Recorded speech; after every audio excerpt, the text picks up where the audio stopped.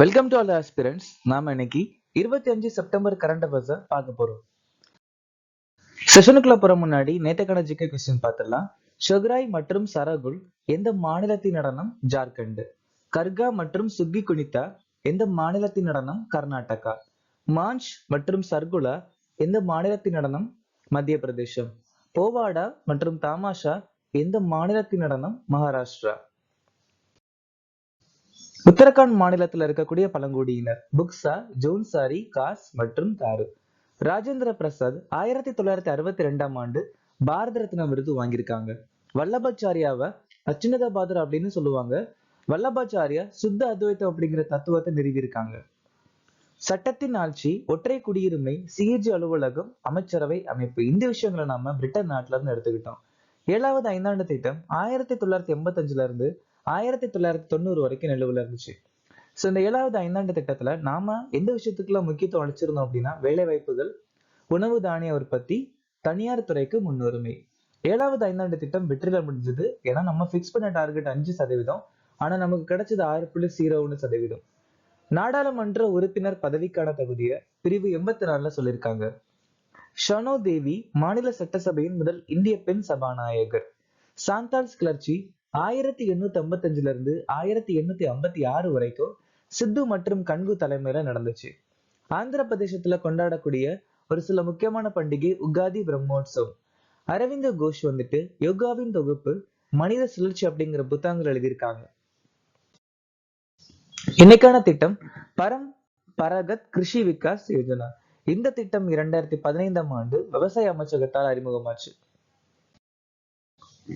நால்கோவின் தலைவர் மற்றும் எம்டியாக நியமிக்கப்பட்டவர் யார்? Brijendra Pratap Singh.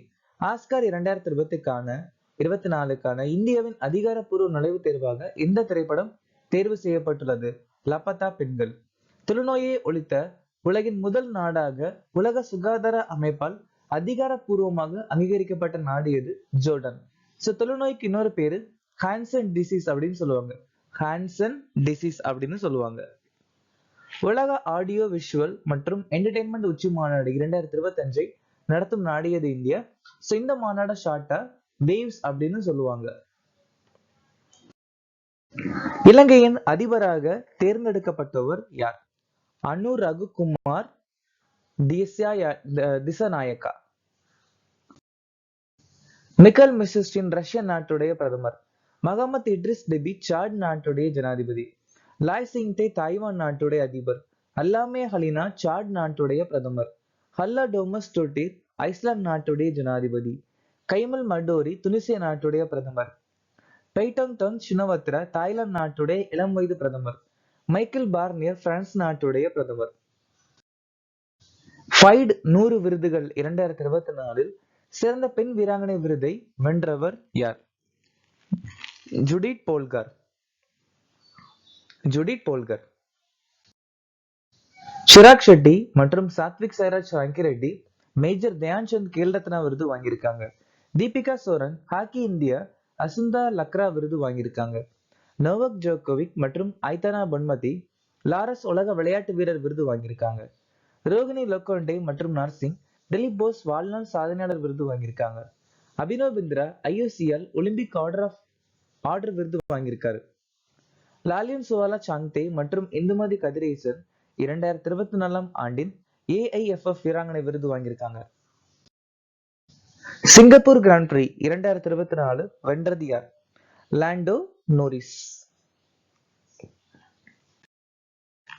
Maths Verstappen Emilia Romagna Grand Prix, Canadian Grand Prix, சீனா Grand Prix, Spanish Grand Prix, ஜப்பானிய கிராண்ட் பிரி மற்றும் சவுதி அரேபியா கிராண்ட் பிரி ஜெயிச்சிருக்காங்க. கார்லோஸ் சைன்ஸ் ஆஸ்திரேலியா கிராண்ட் பிரி, லாண்டோ நோரிஸ் மியாமி கிராண்ட் பிரி, டச் கிராண்ட் பிரி, இப்போ சிங்கப்பூர் கிராண்ட் பிரி. சார்லஸ் லெக்லரக் மொனாக்கோ கிராண்ட் பிரி, ஜார்ஜ் ருசல் ஆஸ்திரேலியா கிராண்ட் பிரி, ஆஸ்கர் பியாஸ்ட்ரி ஹங்கேரிய கிராண்ட் பிரி, அசர்பைஜான் கிராண்ட் பிரி, லூயிஸ் ஹாமில்டன் பெல்ஜியன் கிராண்ட் பிரி. எந்த நாள் சர்வதேச சைகை மொழி தினமாக அனுசரிக்கப்படுகிறது? செப்டம்பர் மாசம் 23ஆம் தேதி.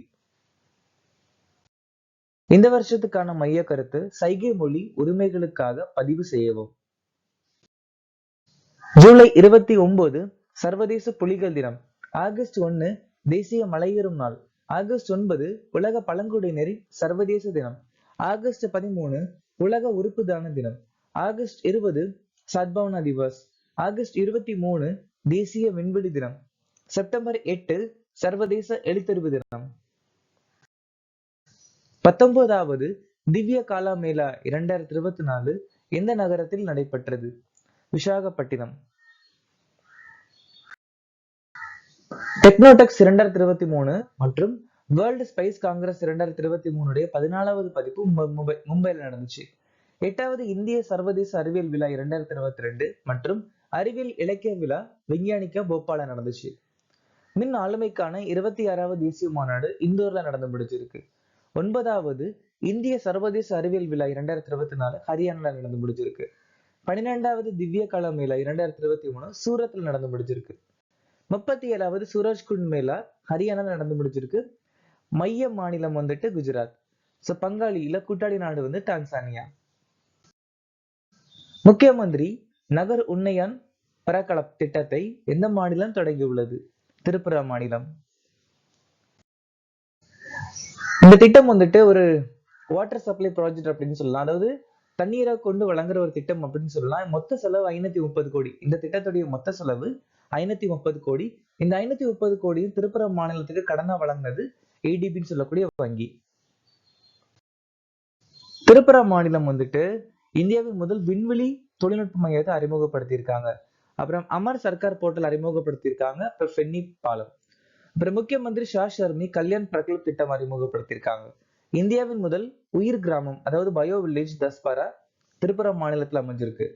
தம்மதீபா சர்வதேச புத்த பல்கலைக்கழகத்தை அறிமுகப்படுத்தியிருக்காங்க திரிபுரா. அப்புறம் ஹர்கர் சுவாசல் முயற்சி அறிமுகப்படுத்தியிருக்காங்க. மகாத்மா காந்தியின் பாதங்களில் என்ற புத்தகத்தை எழுதியவர் யார்? ராஜேந்திர பிரசாத்.